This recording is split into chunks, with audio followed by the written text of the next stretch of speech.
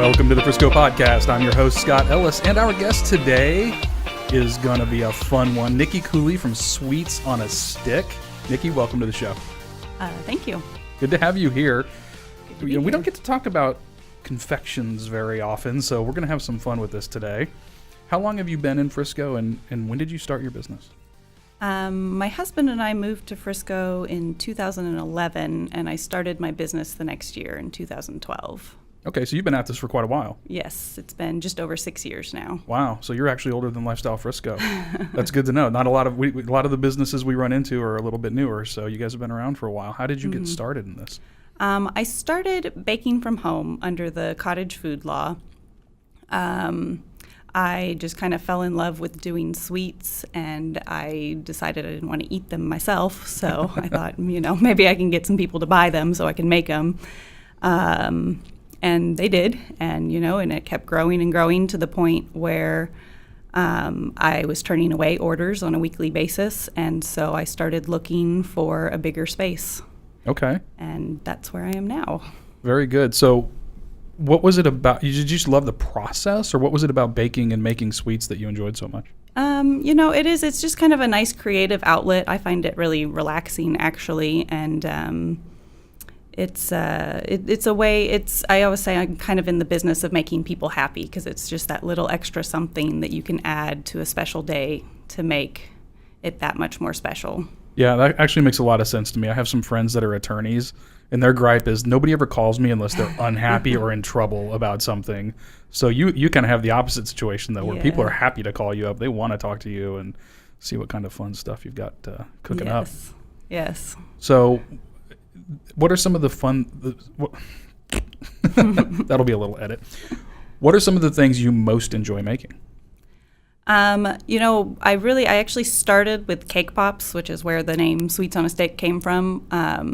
So I still really enjoy doing those. I do a lot of cookies now as well, but the Cakepops is kind of where I started, and I kind of fell in love with this method of molding dough and kind of deciding what sort of little candies you can use to get a certain shape and putting all these little details on. I think they're just the most fun to So are the make. candies inside the Cake Pops? Sometimes it depends. Like if you make a horse cake pop or something, I'll use like mini marshmallows and shape them for the ears, or an M&M for a little lion nose or something like that. I gotcha. Oh, that sounds like fun. You do get to get kind of creative and crafty with it as you're going. Mm-hmm, yeah. Is it still fun for you, even though it's a job now? Like, it started off as a hobby and something that was fun to do. Now it's a business. And sometimes that takes a little bit of the fun out of things. Are you still enjoying it as much as you ever did? I would say yes. There's definitely aspects that are much more business-like now. But for the most part, I'm still in the kitchen, and I'm still creating and designing, and for me, that's what's really fun to do. And do you have help, or is it just you slaving away in a hot kitchen? A lot of me slaving away in a hot kitchen, but I do have one employee, and she comes in, really sweet woman named Martha, and she is a retired teacher, and she just loves baking, and so she comes in and she works with me a couple days a week and helps me bake, and a couple other little things too. Okay, and is your husband involved in the business as well? He is actually starting to get a little more involved. He is a salesman by nature, so I've kind of recruited him to do a few more things for me, yes. Okay, is sales one of those? Yeah, he's going to help me with a little bit of marketing, and then he operates a fast food restaurant, and so he's got a lot of kitchen management experience. So I'm kind of bringing him in to help me kind of streamline some things in the kitchen and make everything even more, smooth production. Yeah, no, that makes a lot of sense. What was my question? Sorry, man, I am just dropping the ball today, Matt. What's going on here? Not enough coffee. Are you in a commercial kitchen now? You said you moved out of the house, but you're in a formal space? Yes. We moved into old downtown Frisco, into a little house down there off of Pecan Street, close to House of Hadley Cade and Magnolia Terrace, kind of down in that neck of the woods. We've converted the house into a commercial kitchen and then also a classroom space. Oh, very good. We're going to talk about that in a minute, but downtown Frisco, or what's going to be called the Rail District, is really starting to get some new life breathed into it now. So that's going to be a great location for you guys to be. Yeah, we're very excited to be down there. I've been in love with that area for pretty much the entire time we've been in Frisco, and it's really exciting to see what's going on now. Yeah, I think as long as we've lived here, every time we would go into downtown, we could see the potential. And as businesses like yours and 811 and some of the others started popping up, it was clear that there was some momentum there. And now I think it feels like it's just got so much more momentum. So I'm excited for you guys to be there. Mm-hmm. So let's talk about the classes. So you don't just make things. People can actually come in and learn to make the stuff you make, or what are we teaching? They can. Right now, I'm kind of focusing on what I call more like just for fun events, where it's sort of like, those painting studios where you come in and you drink your wine and you make a picture, but you don't necessarily want to go home and become a painter after that. Right. So that's kind of my focus. I like to do just fun, have a night out with your girlfriends or your husband, come decorate cookies, decorate cake pops, and have a little fun night out. I love that. So we're always looking for interesting, fun team events that we do periodically with Lifestyle Frisco. Would that be a good fit for us to bring the crew in? And yeah, definitely. How many people can come in and be a part of the class? I can fit about 15. It's a smaller house, so it's not a huge space, but I can fit about 15, and I've done all sorts of events now, from mops tables, having a fun ladies' day, and even a baby shower came in and decorated cookies, church groups, bachelorette parties, all sorts of things. Okay. Sounds like fun. Well, you brought me in a Lifestyle Frisco cookie. So if you're listening, you can't see this, but for those of you that are watching the video that goes along with this, that's the sugar cookie with the Lifestyle Frisco logo on that. I love that. Thank you very much. Mm-hmm, of course. So we could bring in the team. We could make a bunch of these, or can we make other things? Cake pops. Mm-hmm. What are the I can customize a theme for anything. Okay. So if you want to do, a monster theme, or I don't know, really anything you can think of. But people could think about things seasonally as well. So right. If we were getting into Halloween, maybe a monster theme. Right. Could be fun. And yes. Any holiday, any princess theme for a kid's party or anything like that. Okay. So for the custom stuff, do you do a lot of custom work like our logo cookie here? I do, like yes. That's the main part of my business right now, is doing custom orders. Mostly a lot of kids' birthday parties are big thing, and then also showers, wedding showers, baby showers, couple showers, things like that. Okay. What if I wanted to get cookies made? What do I need to do to order you up or call you up and say, hey, I want to get some more Lifestyle Frisco cookies. We're going to hand them out to people at an event. What does it look like in terms of cost, of how much lead time do you need? Just so people are prepared when they call you up and they kind of know what to do. We have a contact form on our website. That's the best way to get in touch with us, is through that. I need at least 2 weeks lead time usually. We're just busy enough that less than that, and we do charge a rush fee. Cookies start at $3.50 a cookie, and then it just depends on the design, the complexity. But we'll give you a quote when you fill out that contact form. And then the cake pops start at $2.50 each. And again, depends on if you want just a basic round cake pop, or if you want a shaped one that looks like, a zebra. It's going to cost more than just one with a couple sprinkles. If I'm like, I really want a zebra-shaped cake pop. Yes, I can do a zebra. You can do a zebra. Like actually like the legs and everything? Is it going to look like I could do that, yeah. Wow. Yeah. Okay. I'm going to get creative. What's the most off-the-wall thing anybody's asked you for so far? That is a good question. I haven't had anything too crazy unusual. I have done zebras. I just recently did a jungle-themed party. Did zebras, lions, monkeys for that. I think what else crazy? Can't think of anything too crazy. Animals sound like they're a common theme. Animals, yeah. I've done airplanes. Unicorns are so popular right now. Really? With little girls, unicorns and rainbows. Have lots of that. Orders for unicorns, yes. So you said you guys are close to House of Hadley Kate. Do do things with them or with other venues around town? Have you partnered with anybody else? We don't have any official partnerships, but House of Hadley Kate does have some of their party goers. They'll send them over, and Magnolia Terrace too has sent us quite a few referrals for people having events at either of those spaces that wanted something sweet. Yeah. Okay. I know people are probably already drooling just thinking about all of this stuff. What is the website they should go to if they want to get? It's sweetsonastickfrisco.com. Okay. And then you got a contact form on there. Yes, there's a contact form. Okay. So do all of your events take place on location at your kitchen, or do you do any kind of on-location events as well? We can do to-go parties, especially since we know we have the limited space with only 15 spots in the classroom. If there's someone who needs a larger event, we can certainly accommodate. We just pack up all our stuff and go to whatever location they provide. Okay, very good. Anything else we should know? Are there other things that you make? We talked about cake pops and cookies, but like I'm a pie guy. Do you guys do pies, or is that kind of outside the scope of the normal baking, commercial baking? We've done pie. For the most part, it's cookies and then like chocolate-covered things. So chocolate-covered Oreos or chocolate-covered pretzels. Those are really popular. We can wrap them in caramel and cover them in chocolate, and they're decadent and delicious. Sounds amazing. Yes.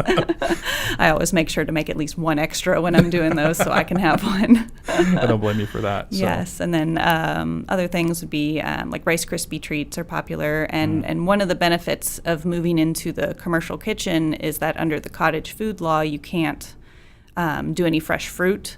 And so now that we're in the commercial kitchen, we can do chocolate dipped strawberries or caramel apples, things like that. Oh, very good. That's good to know. So first of all, what is the Cottage Food Law? I bet most of our listeners, myself included, do have no idea what that is.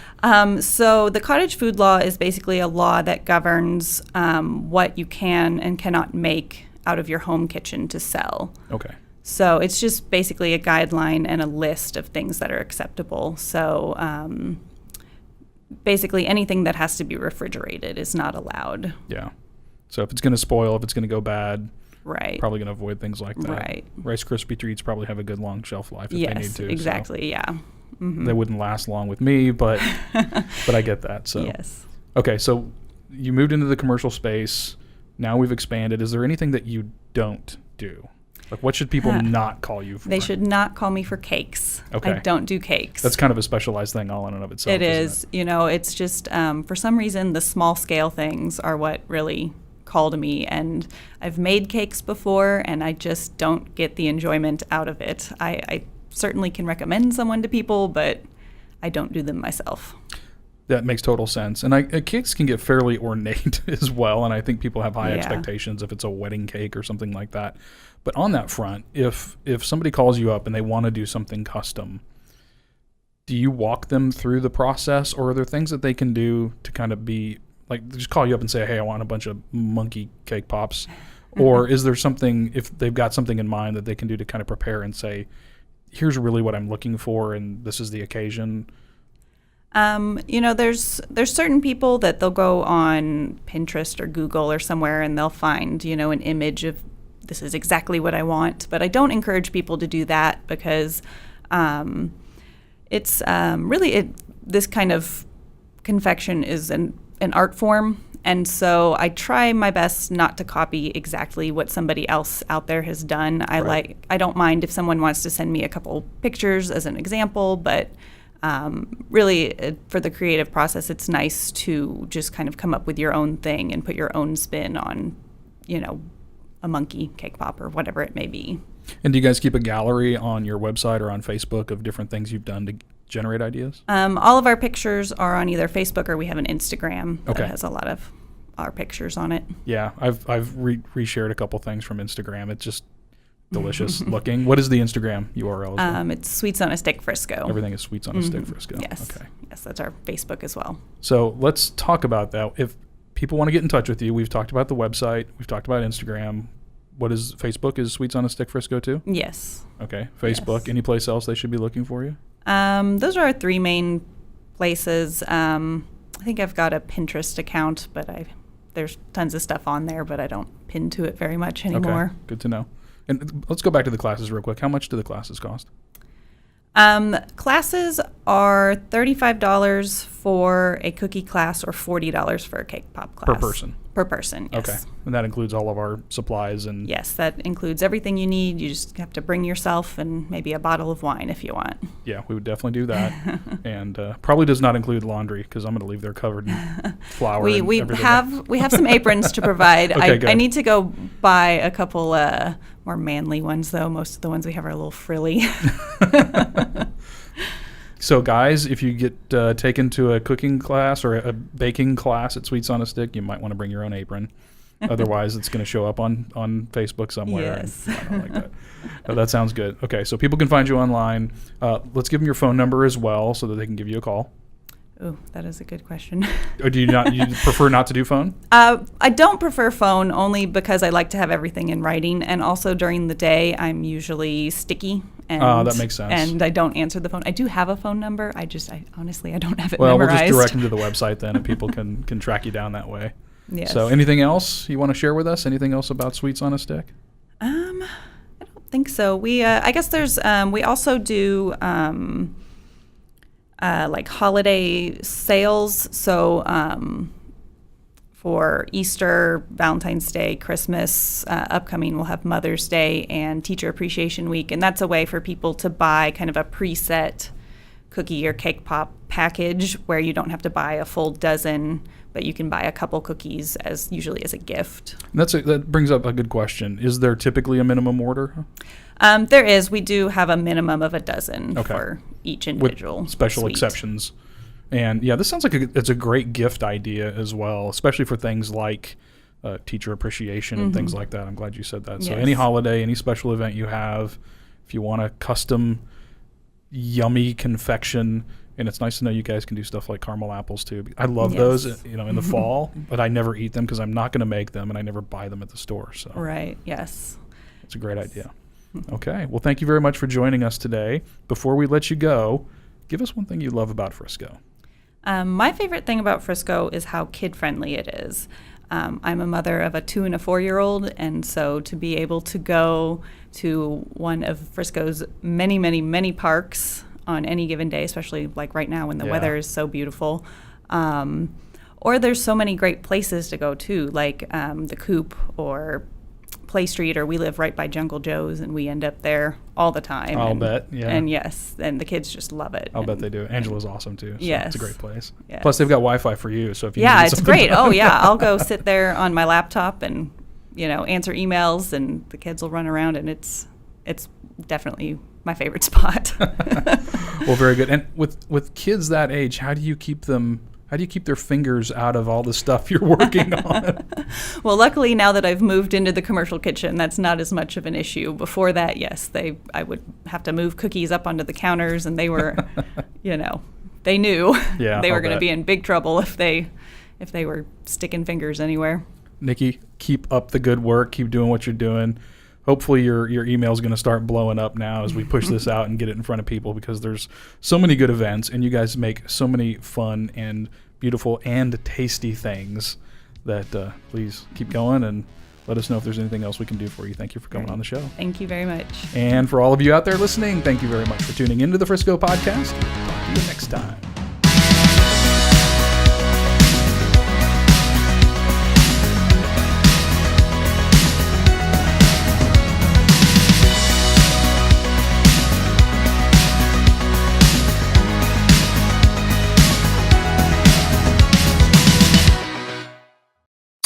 You're listening to RMCN, the digital destination for premium talk radio.